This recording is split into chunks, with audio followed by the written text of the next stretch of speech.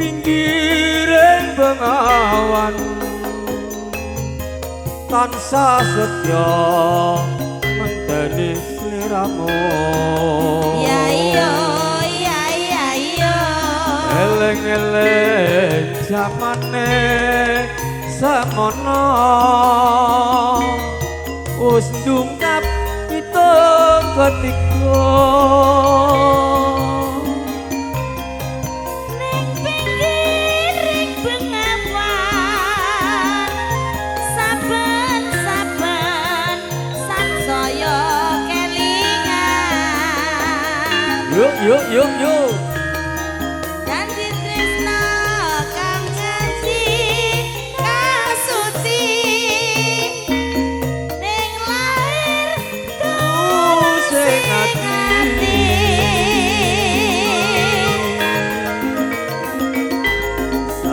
senadyan kaya apa manungsa mung bisa ngreka lan njaka ya iya Gusti kang paring iki lan pasti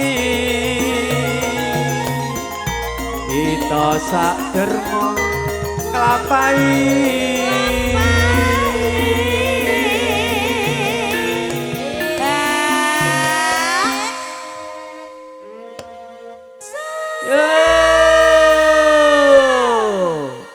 bakso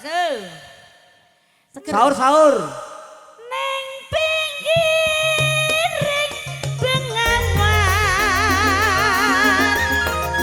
tansah setya ngenteni sliramu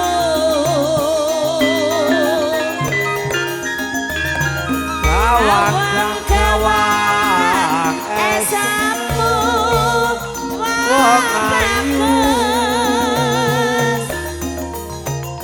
gawe sedih hatiku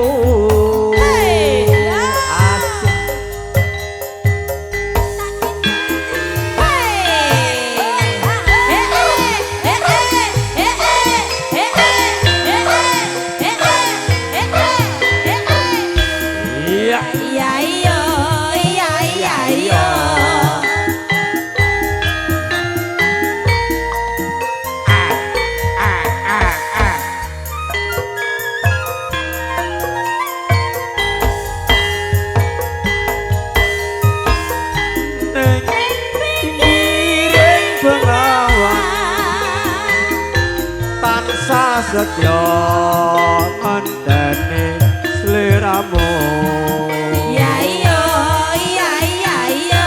eleng-eleng jamane semono wis ndungkap pitung ketika ning pinggiring bengawan asik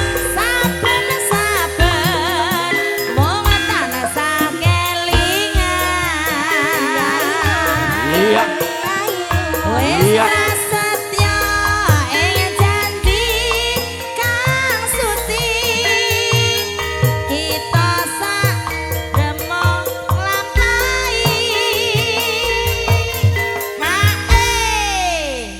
lali kabeh ora tau dijak aku arek ora tau latihan blas ora tau latihan sawer 50 apa iya Pak 50. Iya. Ora 50 juta apa 50.000? Iya 50.000 metu mborang 50 juta. Mana 50 juta lho, senadyan kaya apa manungsa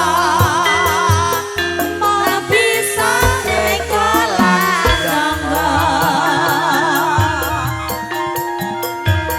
Gusti kang paring iki kita satremo nglampahi